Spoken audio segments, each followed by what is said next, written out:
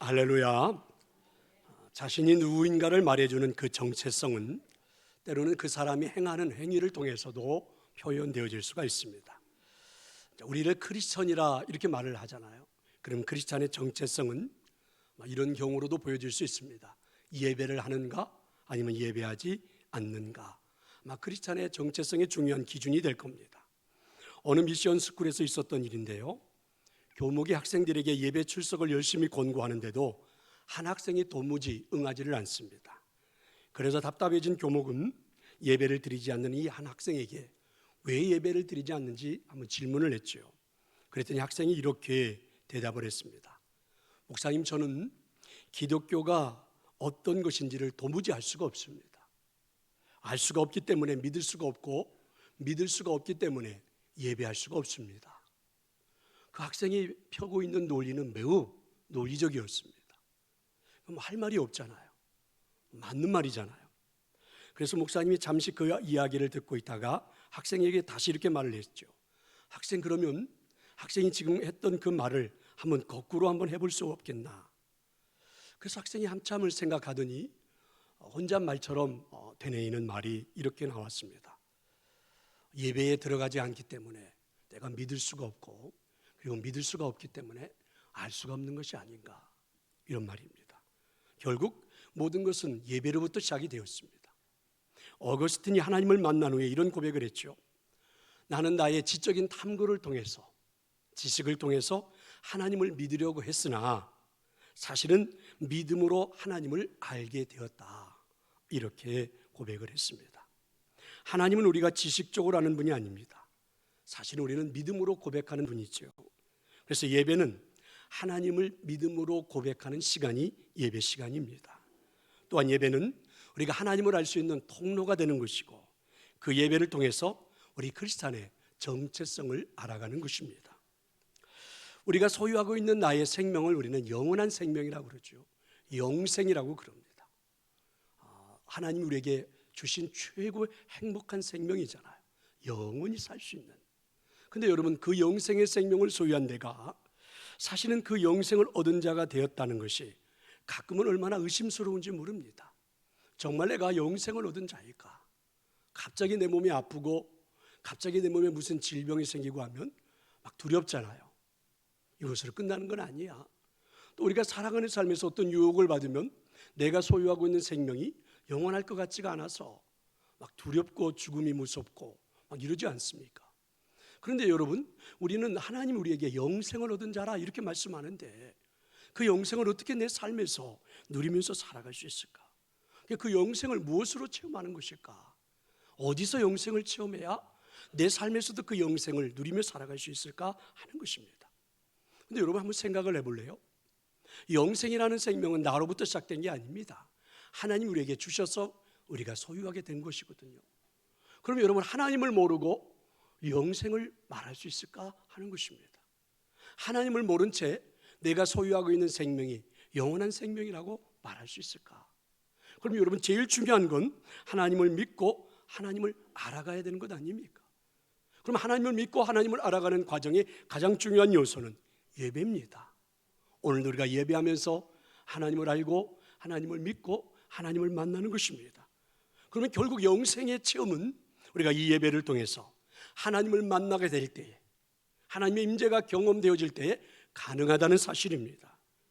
그렇다면 여러분, 올 한 해 우리 2020년 영생의 생명을 누리고 살아가는 것이 올 한 해 우리들의 주제인데, 어떻게 그 영원한 생명을 소유한 행복을 누리며 살아갈까 하는 것이 올 한 해 우리들의 주제인데, 그럼 여러분, 그 영생의 행복을 마음껏 내 삶에서 누리며 살아가려면 우리에게 가장 큰 변화는 예배 생활의 변화가 나타나야 될 줄로 그렇게 믿습니다.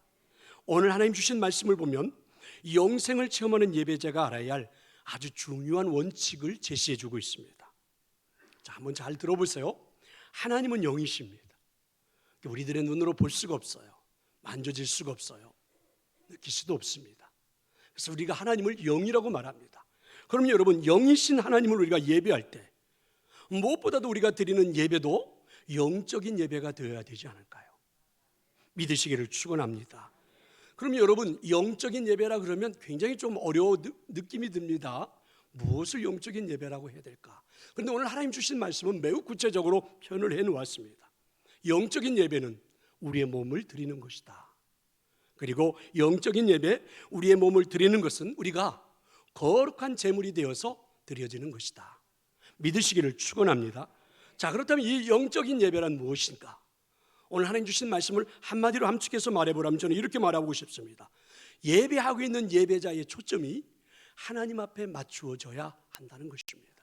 믿으시기를 축원합니다. 자, 여러분 1절에 보면 그래서 예배에 대한 정의를 잘 내려놓았습니다. 한번 1절의 말씀을 우리 같이 한번 천천히 한번 읽어보겠습니다. 그러므로 형제들아, 내가 하나님의 모든 자비하심으로 너희를 권하노니 너희 몸을 하나님이 기뻐하시는 거룩한 산 제물로 드리라. 이는 너희가 드릴 영적 예배니라. 그죠? 이 말씀 가운데 가장 중요한 단어가 영적 예배라는 말입니다. 영적 예배니라. 그렇습니다. 그런데 여러분, 이 영적 예배라는 것이 무엇인지 그 앞 구절에는 설명을 해놓았어요. 영적 예배라고 하는 것은 우리의 몸을 드리는 것이다. 너희 몸을 그렇게 말하잖아요. 그리고 우리의 몸이 하나님이 기뻐하시는 거룩한 산 제물로 드리는 것이다. 우리들의 모든 삶의 초점이, 오늘 이 시간 예배하고 있는 우리의 생각, 우리의 마음 모든 초점이 하나님께로만 맞추어지는 것, 이것을 거룩한 산 제물이 되는 것이다. 이렇게 표현을 한 것입니다. 그럼 결론이 이렇게 나오죠. 예배의 시작은 우리가 하나님 앞에 제물이 되는 것으로부터 시작되는 것입니다. 그러니까 오늘 이 시간 저와 여러분의 예배의 시작은 저도 여러분도 하나님 앞에 드려지는 거룩한 산 제물이 되어질 때, 그게 바로 영적인 예배라는 것입니다. 사실 여러분, 제물이 된다는 것은 자기를 죽이는 행위입니다. 그러니까 여러분, 이 시간 우리의 몸이 하나님 앞에 제물이 되는 것으로부터 영적 예배가 시작이 된다는 것은 이 시간 예배하는 이 시간 우리 모두가 하나님 앞에서 자기 행위를 죽이는 시간, 이렇게도 표현해 볼 수 있습니다. 예배의 기쁨과 감격은 두 가지 차원이 있는데요, 하나는 하나님 앞에 대한 기쁨과 감격으로 인해서 내가 제물이 되는 겁니다. 그리고 또 하나는 우리가 제물이 되었을 때, 온전하게 내가 제물이 되어 하나님 앞에 오늘 이 시간 드릴 때 내게 찾아오는 기쁨과 감격입니다. 자, 오늘 성경에 제물, 예전의 성경에는 제사 이렇게 번역을 했죠. 그리고 그 앞에는 형용사가 붙었어요. 거룩한 산 제물, 그래서 거룩한 산 이렇게 붙었습니다. 그러면 여러분, 이 제물, 제사라는 말, 거룩한 산 제물이라는 말을 한번 좀 이해를 해볼 필요가 있습니다. 저는 이것을 이해하기 위해서는 구약 성경에 나오는 레위기를 먼저 아는 것이 중요합니다. 구약 성경 레위기에 보면 하나님 앞에 제사하는 제도들이 많이 나와 있습니다. 규례로 나와 있죠. 법으로 나와 있습니다. 여기에 보면 제사장이 있고, 그리고 하나님께 드려지는 제물이 있고, 그리고 그 제물을 드리는 행위자가 있습니다. 자, 그래서 이제 제사를 드릴 때 나타나는 형태들이 있는데, 제물을 가지고 온, 제사를 드리러 온 그 제사자가 있고, 그리고 제사장이 집전을 하면 가지고 온 제물을 누가 죽이느냐. 여러분, 공적인 예배, 전체가 함께 예배 드릴 때에는 주로 레위 사람들이 그 제물을 죽이기도 합니다. 근데 개인이 번제를 드린다든지, 자신의 죄를 용서받기 위해서 속죄를 드린다든지, 속건제를 드린다든지, 이런 제사를 할 때는 개인적으로 자기가 제물을 가지고 제사장을 찾아와서 하나님 앞에 용서를 받는 제사를 드리는 겁니다. 예배를 드리는 거예요. 그럼 그때 누가 죽이는가? 제물을 가지고 온 당사자가 제물을 잡는 겁니다. 바로 제사장의 지시에 따라서. 이게 제가 제사장이라면 저는 제물을 가지고 온 그 한 성도에게 지시만 하는 겁니다. 그럼 이제 이 제사장이 지시를 받고 예배를 드리는 예배자가 그 앞에서 제물을 하나님 앞에 죽이는 거예요. 제사장이 이렇게 안내를 합니다. 여러분, 예전에 보면 돼지를 잡을 때 멱단다 이런 말 있잖아요. 그래서 피를 먼저, 목을 찔러서 피를 먼저 다 빼는 거잖아요. 똑같습니다. 그래서 제사장이 먼저 이렇게 말을 하죠. 가지고 온 양 염소의 목을 칼로 찔러서 멱을 따서 피를 다 빼세요. 그럼 여러분, 제사를 들어온 당사자는요, 하나님 앞에 예배를 드리러 왔으니까 최고의 아름다운 옷, 깨끗한 옷, 좋은 옷을 입고 제물을 들고 나온 거예요. 근데 그 앞에서 자신의 손으로 직접 양의 목을 따고 나면 피가 콸콸 넘쳐 나오면서 그 피가 자기 몸에 튀기도 하고 해서 그 아름다웠던 옷이 피투성이가 되는 겁니다. 피를 다 뺀 다음에는 가죽을 벗기는 거죠. 그리고 가죽을 벗긴 다음에는 배를 갈라서 배 안에 들어있는 내장 다 끄집어냅니다. 그럼 여러분, 그 안에 들어있는 온갖 오물들이 자기 몸에 튀기도 하고 냄새에 배기도 하고, 그러면서 하나하나 각을 다 뜨는 거죠. 자르고 껍질을 벗기고 그리고 뼈와 살을 가르고, 이런 과정을 다 직접 하는 거예요. 그러면 그 과정 속에서 자기 온몸에 모든 그 오물들이 튀기도 하고 피투성이가 되기도 하고, 그래서 제사를 드리고 나면 자기 몸이 막 좋아하고 냄새도 나고 이렇습니다. 그런데 그렇게 번제를 드릴 때에는 그 번제를 구경하는 사람들도 있습니다. 옆에 와서 함께 구경해 주는 구경꾼들이 있어요. 레위 사람들이든지 아니면 일반인들도 와서 구경을 합니다. 그러고 나면 여러분, 예배가, 제사가 끝나고 난 다음에 누가 구경꾼이고 누가 제사자인지가 확연하게 구분이 됩니다. 구경하러 나온 사람들은 아무런 옷에 오물이 튀었다든지 피투성이가 이런 게 아무것도 없습니다. 깨끗하지요.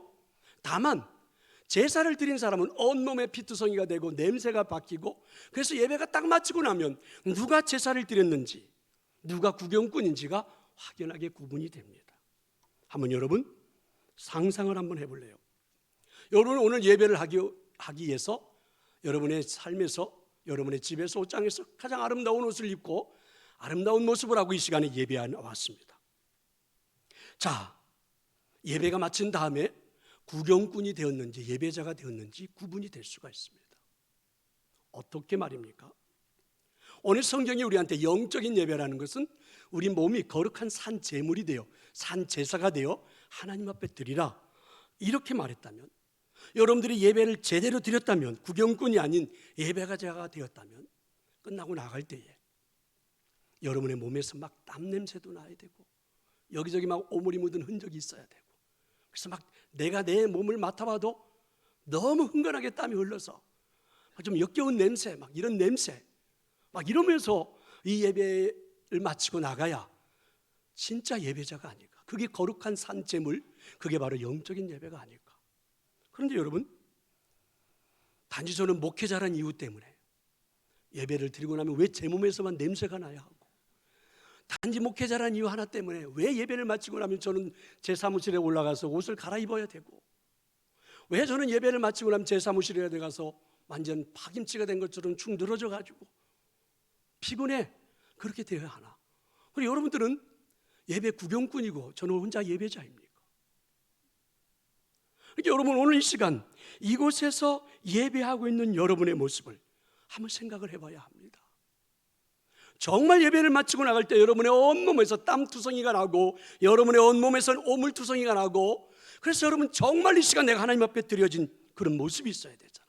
내 아픈 마음을 하나님 앞에 다 드리게 하여, 내 상한 심령을 하나님 앞에 다 드리게 하여, 나의 뜨거운 눈물이 눈에서 줄줄 흐르며 여러분 나갈 때는 화장이 다 지워지고, 여러분 이러면서 드려가지는 예배를 거룩한 산제물, 이걸 영적인 예배, 이렇게 해야 되지 않을까요? 하나님 오늘 우리한테 원하시는 건 그런 예배였습니다. 영이신 하나님이, 우리가 영이신 하나님을 만나 예배하는 것은 이와 같은 삶이 될 때의 영적인 예배라, 이렇게 오늘 성경은 말하는 것입니다. 사실 우리뿐만이 아니죠. 한국에 있는 대부분의 많은 교회들이, 사실 현대에는 많은 일들이 이렇게 일어납니다. 예배하는 이 시간, 사실 예배하는 자리에서 일어나는 것조차도 힘들어합니다. 왜 예배 시간에 자꾸 일어나라 했다, 앉으라 했다, 왜 이렇게 자꾸 일어 세워놓고 우리를 하느냐, 좀 빨리 앉으라고 해라. 그리고 여러분 예배 시간에 찬양 부르는 것조차도 힘들어합니다. 왜 또 박수는 치라고 그러고, 뭔 박수를 치면서 예배를 하라고 그러느냐. 그리고 찬양도 별로 하고 싶지 않아서 그냥 립싱크하고 가만히 있기도 하고. 여러분 30분 설교 듣는 것조차도 힘들잖아요. 그래서 막 시계를 그냥 여러 번씩 보면서 제가 민망해서 빨리 설교를 끝내야 될 만큼. 언제부터 여러분 성경에 1시간이 예배를 드려야 된다고, 성경에 1시간의 예배라고 나온 적이 어디가 있습니까? 근데 여러분 왜 1시간만 지나면 막 난리를 치고 온몸을 다 뒤틀고 앉아 있을 수가 없어서, 왜 이게 언제부터 우리가 일이 됐는가?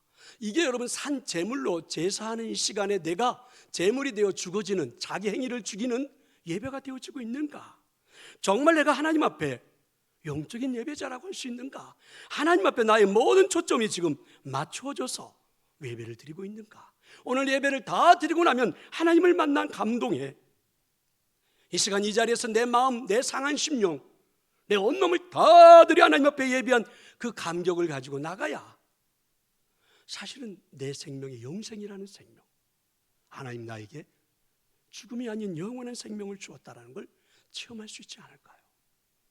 이런 적어도 영적인 예배가 있어야 나의 생명이 영원한 생명이라는 것을 여러분 체험하며 살아가는 것 아닐까요? 그런 하나님을 만난 감격이 있어야 한 주간의 삶에서 영생에 대한 회의감이 들 때, 유혹이 다가올 때 대처하고 이겨낼 수 있지 않을까요? 대부분의 사람들은 이 몸보다는 마음을 드리는 예배를 막 대신하려고 합니다. 언뜻 들어보면 굉장히 좋은 이야기처럼 들려지는데 한번 생각을 해볼래요? 사실 그런데 그렇게 드리는 이유는 마음을 드리기가 쉽지 사실 몸을 드리기는 어렵지 않습니까? 마태복음 26장 41절에도 보면 예수님께서 잠을 자고 있는 베드로를 찾아가셔서 이렇게 말씀합니다. 마음에는 원이로되 육신이 약하도다. 사실 우리는 마음으로 구제하고 마음으로 선교하고 마음으로 애국하고 마음으로 통일을 하고 사실 여러분 마음으로 그런데 구별된 우리의 몸이 무엇을 했느냐? 하나님 우리에게 그렇게 물으시는 것입니다. 하나님은 마음이 없는 예물을 원하시지도 않으시지만 마음만 있고 몸이 따르지 않는 예배를 거룩한 예배라고 그렇게 하나님은 받으시지 않습니다. 그러니까 몸을 드린다, 영적인 예배란 자신의 몸을 드리는 거다. 하나님 이렇게 말씀하실 때 그 몸을 드린다는 것은 구체적인 헌신의 행위들이 하나님은 내게 나타나는 것을 원하는 것입니다.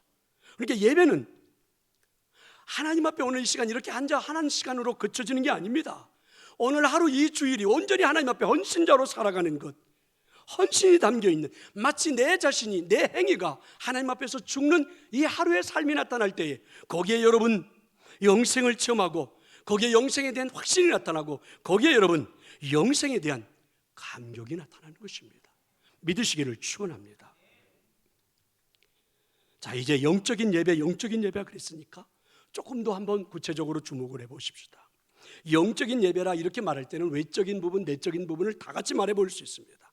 외적인 부분이라는 것은 예배에 대한 형식에 대한 정의지요. 우리가 예배를 드릴 때 지금 예배를 드렸잖아요. 형식을 가지고 예배를 했습니다. 어떤 신학자는 예배 형식에 대해 정의를 내릴 때 이런 말을 사용하더라고요. 어떤 예배도 성경적인 예배란 없다. 언뜻 들으면 좀 말이 이상한 것 같은데 내용은 즉슨 여러분 성경에는 우리가 드려지는 예배 형태가 형식이 나와 있지 않습니다. 오늘 우리가 드리고 있는 우리 동산교회 성도들이 드리고 있는 예배 형식이라는 게 여러분 성경에 그렇게 나와 있어서 하는 게 아닙니다. 어느 교회는 성경적인 예배다 이렇게 말할 수가 없다는 것입니다. 어떤 예배도 말입니다. 그래서 모든 예배란 하나님께 대한 사랑의 표현입니다. 이 모든 표현을 하나님은 다 기뻐하신다는 사실입니다. 믿으시기를 축원합니다. 그러니까 우리가 드려지는 이 예배 형식 지금처럼 하든 아니면 다른 교회 가든 아니면 오후 예배 가든 수요일 저녁에 하든 우리가 드리고 있는 이 예배 형식은 하나님 앞에 대한 우리의 사랑의 표현이기 때문에 어떤 표현이든 간에 하나님은 다 기뻐 받으시는 것 믿으시기를 축원합니다. 중요한 전제가 있다면 요한복음 4장 23절과 24절이죠. 아버지께 참되게 예배하는 자들은 영과 진리로 예배할 때가 오나니 곧 이때라. 아버지께서는 자기에게 이렇게 예배하는 자들을 찾으시느니라. 하나님은 영이시니 예배하는 자가 뭐라고요? 영과 진리로 예배할지니라. 할렐루야.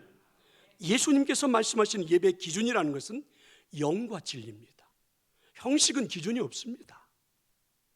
그러니까 여러분 잘 생각을 해봐야 돼요. 근데 우리는 종종 교인들 사이에 자신들에게 예배 형식이 익숙한 게 있잖아요. 전통적인 예배라는 말들을 예배학자들은 많이 쓰더라고요. 그러니까 우리가 그동안에 해왔던 자신들에게 익숙한 방법, 해오던 방식, 이게 예배의 본질인 줄 알고 착각을 하는 거예요. 그래서 그 방식에서, 그 형식에서 조금만 틀을 벗어나면 견딜 수가 없는 거예요. 예배 같지가 않은 거예요. 갑자기 일어서랬다 앉아랬다, 막 찬송을 부르랬다가 박수를 치랬다, 그리고 막 기도를 하라고 그랬다 말했다, 이러면 막 해오던 방식이 아니면 어떻게 할 줄을 몰라가지고 이건 예배가 아닌 것처럼. 아닙니다. 그게 아니에요. 요한복음 4장에 나오는 사마리아 여인과 예수님과의 대화는 아주 명확하게 예배에 대한 정의를 내려주셨잖아요. 예배는 장소의 문제도 시간의 문제도 아니다. 예배는 우리의 익숙한 형식의 문제가 절대 아니라는 것입니다. 중요한 게 뭔지 아십니까? 우리들의 영이 영이신 아버지 앞에 어떻게 신령과 진정으로, 다르게 말해보면 어떻게 온전하게 아버지께 초점을 맞추고 이 시간 예배를 드리고 있느냐, 가장 중요한 것입니다.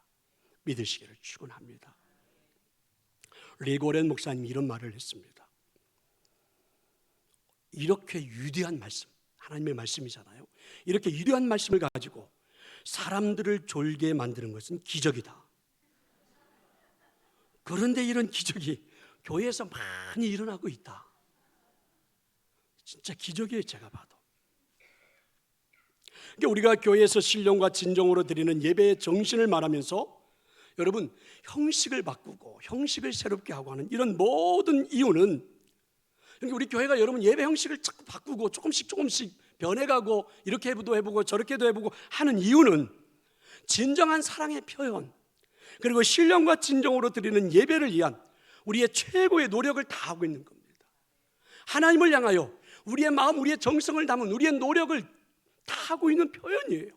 그럼 하나님은 이것을 기뻐 받으시는 것입니다. 믿으시기를 축원합니다. 또 하나, 여러분, 영적인 예배라 할 때에 내적인 면에는요, 하나님께 집중한다, 초점을 맞춘다, 집중한다, 이런 의미입니다. 프랑스의 루이 14세라는 왕이 있었습니다. 5살의 왕위에 올라가지고 장장 72년을 집권했습니다. 이 루이 14세가 다스리는 동안 프랑스는 부강해졌고 경제적으로 크게 번영을 했습니다. 베르사유 궁전을 지었고 루브르 궁전을 건축했습니다. 짐은 국가다 이렇게 외칠 만큼 뛰어난 왕이었죠. 일명 자신을 일컬어서 태양의 왕이다 이렇게까지 말했던 사람입니다. 그런데 이 왕이 그 당시 궁중에서 예배를 드릴 때 보면 그 설교자가 있었는데 페넬론이라는 목회자였습니다. 하루는 왕이 예배를 드리기 위하여 교회에 당도를 했습니다. 그런데 예배당에 들어와 봤더니 페넬론 목회자, 설교자 한 사람만 있고 아무도 예배당에 도착을 안 한 것입니다. 텅텅 비어 있는 것입니다. 그래서 왕이 물었지요. 아니, 오늘 예배에 어떻게 한 사람도 오지 않았느냐? 그랬더니 이 페넬론 목회자가 이렇게 대답을 했습니다. 저는 오늘 예배에 임금님이 참석하지 않는다고 성도들한테 지난주에 광고를 했습니다. 왜냐하면 누가 진정으로 예배하러 오고 누가 왕에게 아첨하러 오는지를 왕에게 직접 보여드리기 위해서입니다 라고 대답을 했습니다. 여러분, 이 이야기 속에서 우리는 생각을 해봐야 합니다. 예배를 드리고 있는 예배자인 우리가 왜 선택을 하느냐 하는 것입니다. 여러분, 하나님에게 초점이 맞춰지는 것이지 내가 예배를 선택해서 예배를 드리는 게 아닙니다. 자의적인 선택에 의해서 하나님 앞에 예배를 드린다고 생각하는 겁니다. 예배를 내가 선택해서 나에 의해서 좌우가 되어진다고 생각하는 것입니다. 아닙니다. 예배자인 우리는 내가 선택하는 게 아니라 하나님 앞에 초점을 맞추고 온전히 우리는 그대로 따라가는 것입니다. 흔히 우리는 오류를 범합니다. 나의 감정에 따라서, 나의 기분에 따라서, 나의 생각에 따라서 오늘의 예배가 좌우되고 결정되어 버리는 누를 범하는 것입니다. 이건 영적인 예배라고 할 수가 없죠. 어떻게 여러분의 감정에 따라, 여러분의 기분에 따라, 여러분이 선택한 것에 따라 예배가 드려지고 안 드려질 수가 있을까? 그래서 여러분, 예를 들자면 흔히 이렇게 말하는 분들도 있습니다. 나는 저런 사람하고는 예배 드릴 수가 없어요. 그래서 교회를 떠나겠습니다. 저 사람이 내 옆에 앉아있는 한 예배가 안 돼요. 그래서 이쪽에 앉아있다 이쪽으로 오는 경우, 이렇게 여러분 내가 선택을 해서 예배를 드릴 수가 있느냐? 예수님이요, 다음과 같은 말씀을 하셨습니다. 마태복음 5장 23절과 24절에 보니까 그러므로 예물을 제단에 드리다가 거기서 내 형제에게 원망 들을 만한 일이 있는 것이 생각나거든 예물을 제단 앞에 두고 먼저 가서 형제와 화목하고 그 후에 와서 예물을 드리라. 우리 마음이 분산되지 않고 온전히 선택적으로 하나님만을 바라보게 하기 위해서. 그런데 이런 부분에 있어서 우리들이 얼마나 약합니까? 그래서 여러분, 구약 성경에 보면 이런 우리들을 너무 잘 알고 있기 때문에 규약을 만들어 놓았어요. 규례를 만들어 놓고 그렇게 지키게 했어요. 그러니까 하나님께서는 억지로라도 사람들이 화목을 해가지고 예배를 드리게 만들었어요. 그게 뭐냐면 레위기 7장 15절에 이런 말이 있습니다. 감사함으로 드리는 화목제물의 고기는 드리는 그날에 먹을 것이요 조금이라도 이튿날 아침까지 두지 말 것이니라. 구약에 보면 제사를 드릴 때 제물이 드려지고 나면 대부분 다 제사장이 취합니다. 제사하는 일반인들이 가지는 경우는 거의 없습니다. 근데 유일하게 화목제물만, 화목제사만, 화목제사를 드리고 난 다음에 드려진 그 제물은 제사자가 같이 일반인들과 먹는 그런 형식입니다. 보통 제사를 서로 드린다 할 때는 소 한 마리를 잡으면 보통 한 1,300근에서 1,500근이 나온다고 그래요. 엄청나지 않습니까? 그러면 여러분, 이 중에 제사를 드리고 나서 제사장한테 뒷다리 하나를 주든지 가슴을 하나 주든지 그럽니다. 그래도 한 1,000근 이상은 남습니다. 그럼 여러분, 제사를 드린 제사자가 그 자리에서 1,000근의 그 고기를 다 먹어야 돼요. 아무리 소고기를 좋아해도 여러분, 제가 알기로는 5근 이상 먹기는 힘든데, 5근도 거의 불가능하잖아요. 한 근만 먹어도 엄청난 건데 1,000근을 어떻게 그 자리에서 다 먹는단 말입니까? 그리고 제사를 드리고 나면 어떻게 되는지 아십니까? 그 동네 사람을 다 데려와야 됩니다. 동네 사람을 데리러 갈 때에 나하고 사이가 껄끄러운 사람, 좀 미워했던 사람, 원수 같은 사람, 이런 사람들을 빼고 데려올 수는 없어요. 동네에 있는 사람, 마음에 들든 들지 않든 원수이든 뭐든 할 것 없이 다 데려다가 한 자리에서 그 고기를 다 먹어야 됩니다. 그날 그 고기를 다 처분하지 않으면 성경에 뭐예요? 하나님이 그 다음날 그들을 저주했어요. 어거지로 화목제물로 어거지로 화목을 시키는 겁니다. 어린 시절에 여러분 이런 경우가 있잖아요. 아니, 그 아이들을 키울 때, 어린 아이들을 키울 때 이런 경우가 있잖아요. 아이들이 막 싸웠어요, 둘이서. 그럼 엄마 아빠가 둘이를 불러다 놓고 혼내키고 이렇게 말하죠. 서로 잘못했다고 해. 미안해요. 서로 악수 한번 하고, 그 다음에 서로 끌어안아. 그리고 사랑하라고, 사랑한다고 얘기해. 그러면 여러분, 둘이 얼마나 어색한지 몰라요. 그런데 어쩔 수 없이 엄마가 하라고 하니까, 아빠가 하라고 하니까 둘이 하는 겁니다. 그런데 사실은 그 어색함을 통해서도, 어거지하는 것 같음을 통해서도 화목이 이루어져요. 아이들이 하나가 되지요. 마찬가지입니다. 여러분, 영적인 예배를 드린다고 하는 것은 이렇게 여러분, 내가 자의적인 선택에 의해서 내 마음대로 누구는 상관없고 누구는 어떻고 내 감정에 따라서 하나님을 만나는 게 아닙니다. 영적인 예배라는 것은 내가 선택하는 게 아닙니다. 오늘 이 자리에 와서 여러분이 선택에 의해서 예배가 드려지는 게 아니라, 예배는요, 영적인 예배는 온전히 하나님께 초점이 맞추어지는 것, 집중하는 것, 믿으시기를 축원합니다. 그리고 오늘 말씀에는 또 한 가지가 나와 있죠. 영적인 예배를 위해서 우리가 깊이 생각해야 할 것이 있다는 겁니다. 그게 뭐냐면 하나님이 기뻐하시는 것, 어떻게 충족시킬 수 있을까?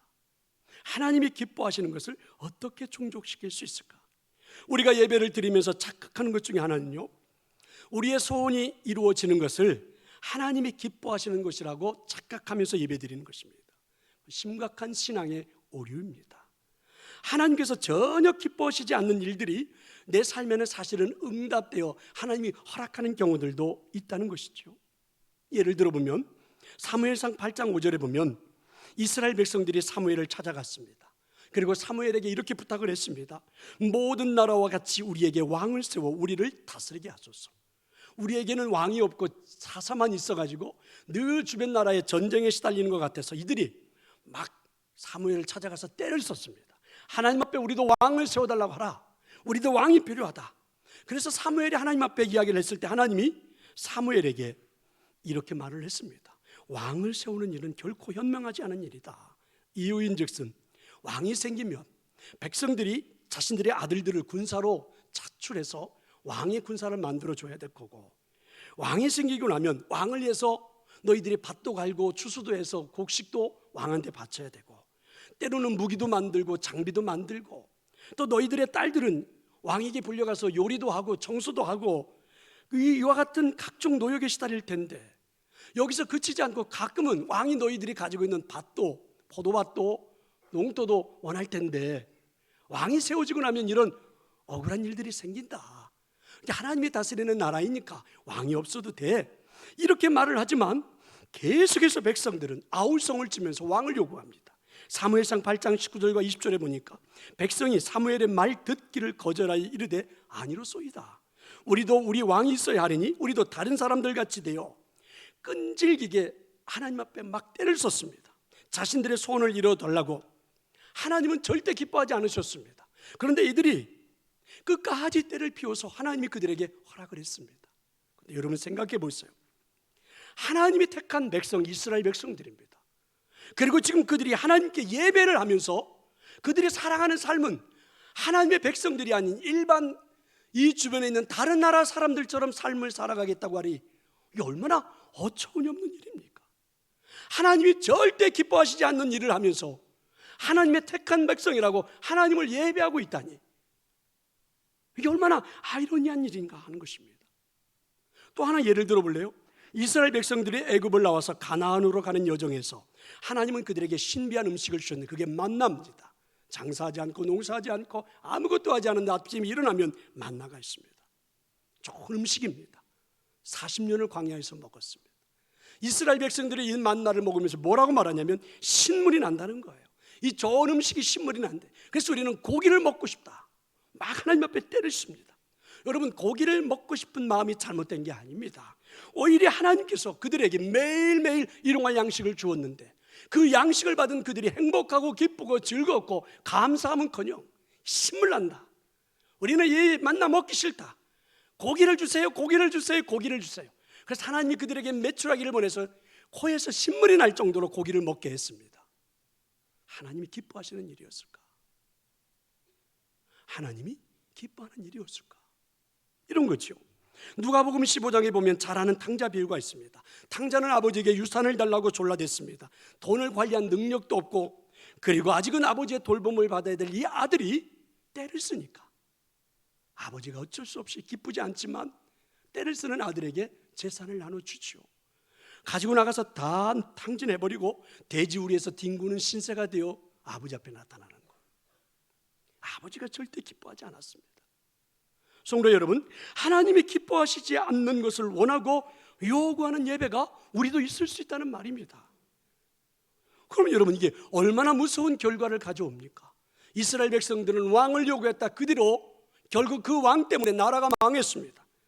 여러분, 결국은 고기를 먹겠다고 외쳤던 그들은 광야에서 대부분 죽었습니다. 탕자는 완전히 거지가 되어버렸습니다. 하나님이 기뻐하시지 않는 일을 요구하는 예배, 온전한 예배가 될 수 있을까? 오늘 2절에 이렇게 말하잖아요. 너희는 이 세대를 본받지 말고 오직 마음을 새롭게 함으로 변화를 받아 하나님의 선하시고 기뻐하시고 온전한 뜻이 무엇인지 분별하도록 하라. 하나님이 기뻐하시는 것은 순종입니다. 변화입니다.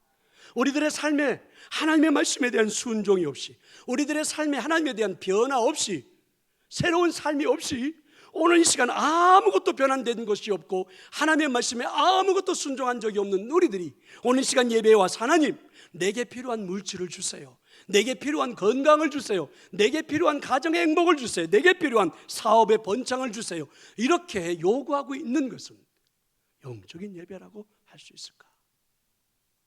이게 오늘 하나님의 음성입니다.